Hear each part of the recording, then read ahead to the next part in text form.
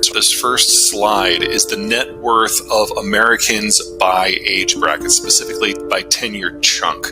Now, as you get older, you get raises, you get better at your job, maybe you start a business or buy a farm, and you become wealthier. It tends to increase with your age, but the real magic happens when you turn 50, because that's when your single biggest expense, your last child, leaves home and becomes someone else's problem.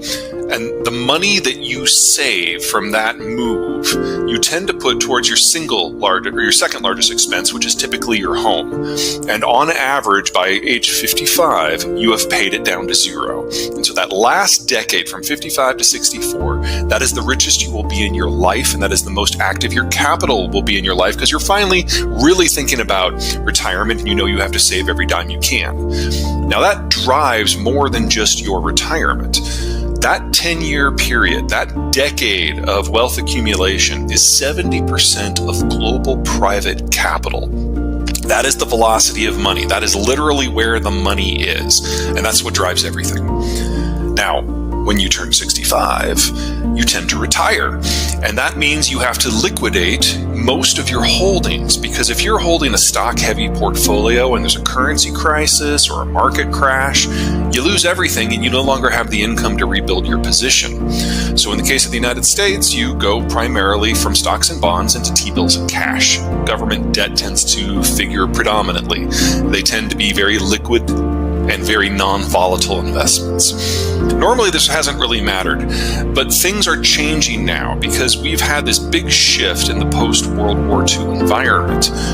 It used to be if you had iron ore and coal and food and oil, you could industrialize and make something of yourself. But that doesn't hold anymore. The world has changed. We've globalized.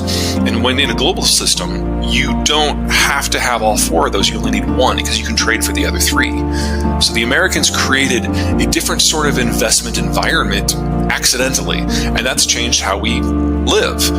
Because now not only do you have the opportunity to expand economically, but when you move off the farm and into the city, take industrial jobs, your personal life changes. When you're on the farm, you have a bottomless supply of kids because you need the labor. But when you live in town, kids are just expenses, so you have fewer of them.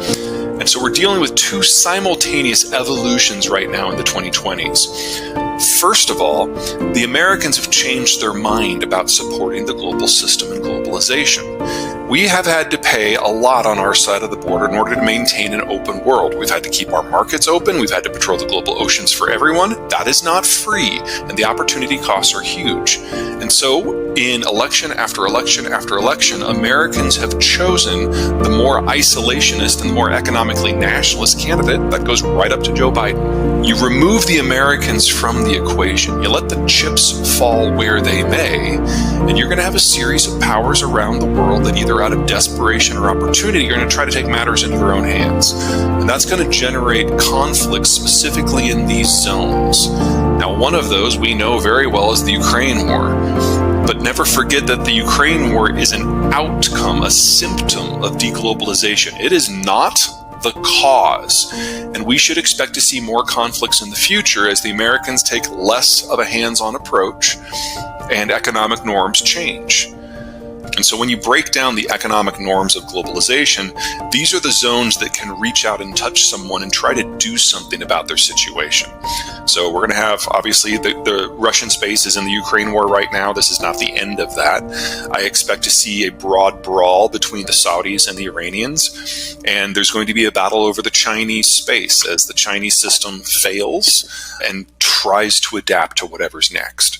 Now, remember that transition from farm to city. This is new, historically speaking. It used to be that we have a demographic structure that looks a lot like Nigeria today. And so it doesn't matter if people who are 65 retire, because there's more people below them. And the proportion of old versus young has stayed more or less static since the dawn of recorded history. But with the Americans changing the world with globalization, we went a different direction. We moved into the cities. We had fewer kids. And 75 years on, this is the American demographic now. suddenly it matters if everyone who's 65 retires, because now it's not a small sliver, it's the largest generation in American history. And on average, the American baby boomers retired in the fourth quarter of calendar year 2022. So we've always known in the United States that between January of 2021 and December of 2023, the cost of capital in the United States was going to go up by a factor of 5, simply because of demographics. Everything that the Federal Reserve does is on top of that. Anything that we do to fight inflation is on top of that. And we're only about halfway through that process right now. Now, within this one picture, there's any number of stories to tell. So in the case of the United States, we're obviously losing the boomers to retirement. That is the largest generation we've ever had, the largest workforce we've ever had. And we're replacing them with the Zoomers, which are the smallest generation we've ever had. In calendar year 2022, that was a shortage of 400,000 workers. And we know that that number is going to increase each and every year for the next 12 at least, until we hit a shortage of 900,000. So we're kind of locked into this labor shortage period for at least the next decade. Probably better to think of it as 2, because that's just the bottom. We start crawling out of it, and we won't be back to a 2019 labor structure in the United States until the millennials' kids come of age. That's the mid-2040s. So all we have to do in the United States is wait 20 years. Now, there's lessons from this for everything, especially when it comes to real estate. The boomers are downsizing. The millennials are finally moving into the suburbs and raising their families. It's changing the balance of supply and demand across the entire market. Now, Gen X, that's my generation, looks at the baby boomers and we feel a healthy volume of disgust. We really don't like the way they have led their lives or led the country or formed their families. When the boomers entered the workforce in the late 60s to the early 80s, there were so many of them, largest generation ever, so many of them, that they pushed down the cost of labor. And that meant that boomers competed with one another for price of labor, which meant that they were working below maybe what their skill set would justify. And it also meant that they were the most mobile generation America had ever had, because they felt they had to go to wherever the jobs happened to be. And once they got there, they discovered that that still wasn't enough. And a lot of boomer families decided that the second parent had to enter the workforce as well. That generated a lot of pressure on the family unit, and is the single biggest reason why the boomer generation has the highest divorce rate in American history. And Gen X looks at that like, we're not going to make that mistake. We're going to make different mistakes. For us, our time is at least as important as our money, and we are far more likely to be single income households. Now, to this point, that has really worked against us, because we've been the low people on the totem pole, and there have been so many boomers that we have seen the lowest raises, the lowest increases in take-home pay annually of any generation in history. But we have more durable family units and marriages as a result. It's been bad until about 2 years ago, because 2 years ago it became clear that the most of the baby boomers were about to retire and the labor market started to shift.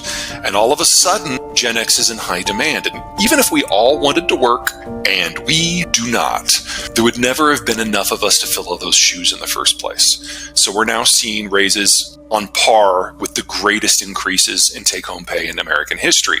And it's got another 10 years to run. I'd argue that we're seeing the pressure in the housing market because Gen X has more money now than they've ever had before. And a lot of the push we've seen, particularly in the last 12 months since COVID let up in the United States, a lot of the pressure that we have seen in the real estate markets is Gen X finally having their moment. And this moment has several years to run. It will run until Gen X starts to retire. And that is not for another 12 to 15 years. So you should expect a small number of relatively well-capitalized buyers dominating the top end of the markets. In residential, you got to consider what Gen X's approach to life is going to mean for the office, because the only thing that Gen X hates more than going to the office is the commute to get to the office. Remember, this is a generation that defines itself as valuing their time more than their money. And now Gen X are the managers, and they're taking over all the top positions throughout the world, and they don't want to go in. So you should expect significant changes in corporate policy that is going to damage an entire real estate asset class for at least the next decade.